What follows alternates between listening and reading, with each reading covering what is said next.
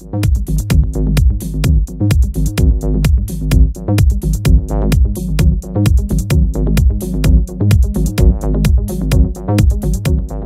a surprise why we picked Sweden, because it hasn't participated like in warfare since 19th century, and it stayed neutral during the First and Second World Wars.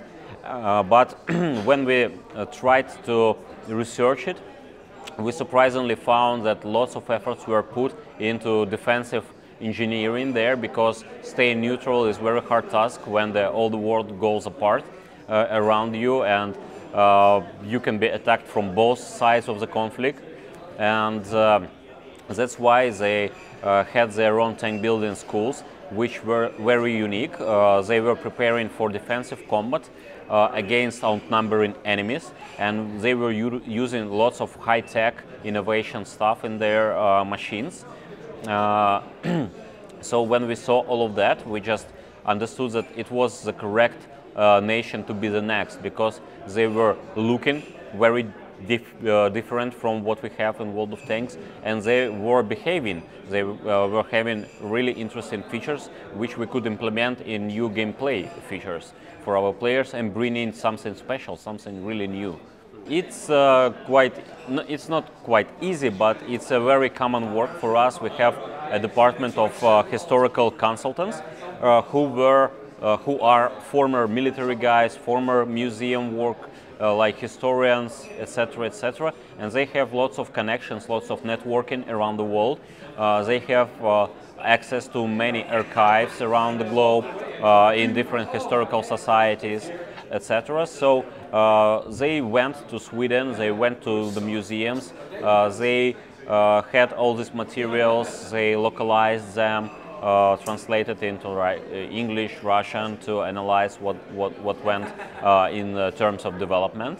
And I don't think it was something more difficult than researching Japanese tech tree, because with Japanese we even had a contract with a private family who were the holders, the owners of the blueprints of the heavy tanks. So their family for many generations possessed these blueprints as a private ownership.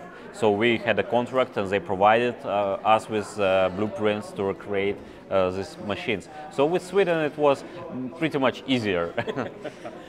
Thanks to the improved physics of movement, which was introduced in 9.14 update in the beginning of the year, we had a chance to make the correct realization of this suspension mechanism.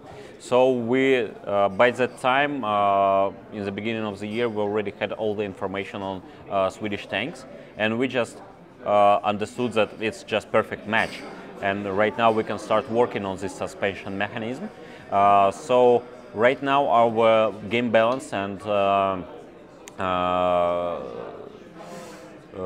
development team is working really hard on the prototyping of this mechanism to be good from game balancing side and gameplay side. So to bring new functionality, something very new like French tanks in our game, and from the other side not to break the balance between other nations. So right now we can say that the top tires, like 8, 9, 10 tires of tank destroyers of Swedish nation, will be very unique, very interesting.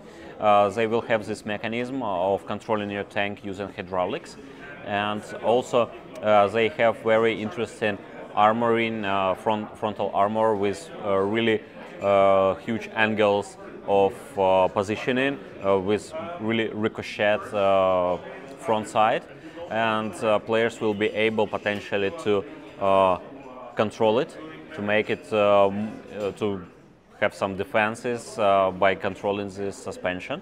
And also there were many other technical things in Swedish tanks. They had auto loaders, they had loading mechanisms with huge cartridges for like 20 shells or something like that.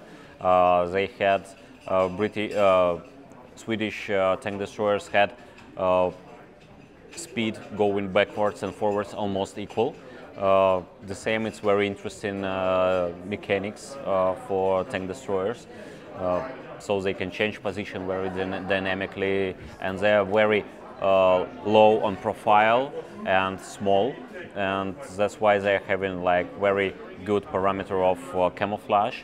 So it could be a really good hunter in our game.